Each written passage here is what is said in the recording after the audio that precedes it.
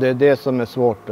Man måste förlita sig på de här bitarna som finns. Det går nog inte att få tag i de där sakerna längre. Du får köra så länge det håller. Det är någonting hypnotiskt med den här ständiga pågående pulserande rörelsen. Och det står ju självklart i kontrast till att det är en slags maskin som nästan skapar visuell avslappning. Här bakom är ett verk av Robert Rauschenberg som heter Mudmuse. Tillverkades i slutet av 60-talet. Och det är ett verk som består av lera, tryckluft och ett ljud. I Kalifornien så drev då Los Angeles County Museum of Art, LACMA, ett projekt Art and Technology.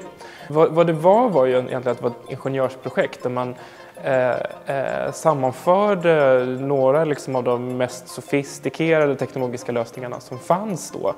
Så att vad Rauschenberg fick var egentligen så vad är möjligt?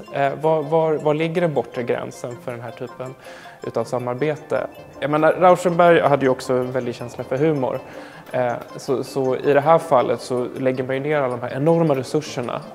Det var ingenjörer som jobbade på det här projektet från och till flera år för att åstadkomma någonting så pass banalt eller liksom förhållandevis då lågt om man ser utifrån ett klassiskt konstnärligt perspektiv som ett bubblande lerkar.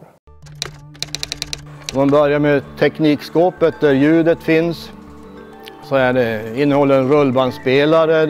Ljudet går genom 4 stycken gamla ljusorglar. Genom att skilja på bas och diskant och mellanregister så får man de bubblorna att variera sig i bassängen. Sen ingår det ju en stor kompressor med tryckluft som trycker in luften till klockorna. Magnetventiler som öppnas. Det finns en manual som är skriven sedan tidigare och han har beskrivit leran som att den ska vara en konsistens som filmjölk.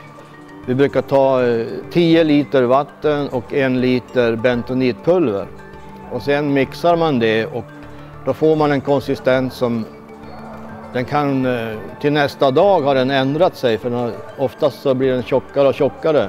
Vid ett tillfälle så sa John Cage då om Rauschenberg att Rauschenberg han sörjer det faktum att publiken inte kan se färgen i hans tavlor innan den stelnat.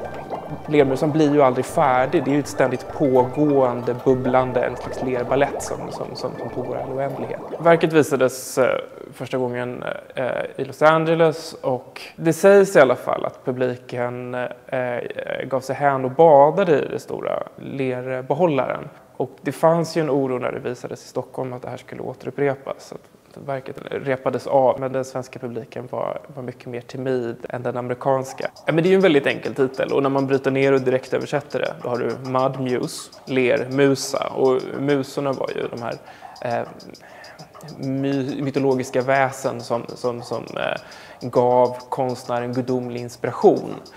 Och jag menar utifrån Rauschenbergs sätt att se på konst så var det här liksom ett hopplöst högtravande begrepp som han då kopplar ihop med någonting ganska mycket lägre stående, lera då. Verket var kontroversiellt så tillvida att det fanns ju och finns ju fortfarande föreställningar om att konst faktiskt ska ha en slags moralisk innebörd, faktiskt ska berätta någonting. Idag skulle vi ju nog kunna säga att det här är ett verk som liksom uppkommer ur själva gryningen av den digitala tidsåldern. Jag skulle nog vilja påstå att det är ett verk som blickar framåt mot en tid då maskiner kan börja skapa innehåll. Jag tycker jag är fascinerad av den gamla tekniken, hur man använder den här rullbandspelaren. Man använder de här gamla stereoförstärkarna och de här ljusorglarna. Att den tekniken gick att överföra för att få en bubblande bassäng, det tycker jag var häftigt. Men det som egentligen jag tycker är roligast med verket är att jag vet vad som händer. För jag har sett när en besökare ställer en handväska på leran. Den sjunker bara gradvis ner för att aldrig återses. Jag tycker att det är vackert att verket har en yta och sen så har den någonting som är helt otillgängligt. Du kan inte se ner på djupet, du vet att någonting pågår där, men du kan liksom aldrig komma åt det. Nu vet inte jag om det är sant, men från museets håll i alla fall så påstår man att bentonit användes för att fylla ut bakverk så att de skulle bli lite fylligare. Det har jag tagit till mig. Jag gläds alltid åt den tanken när jag äter dammsugare, att kanske innehåller de fortfarande bentonit. Det serveras kaffe i restaurangen nu. Ja, just det. Gå och fika.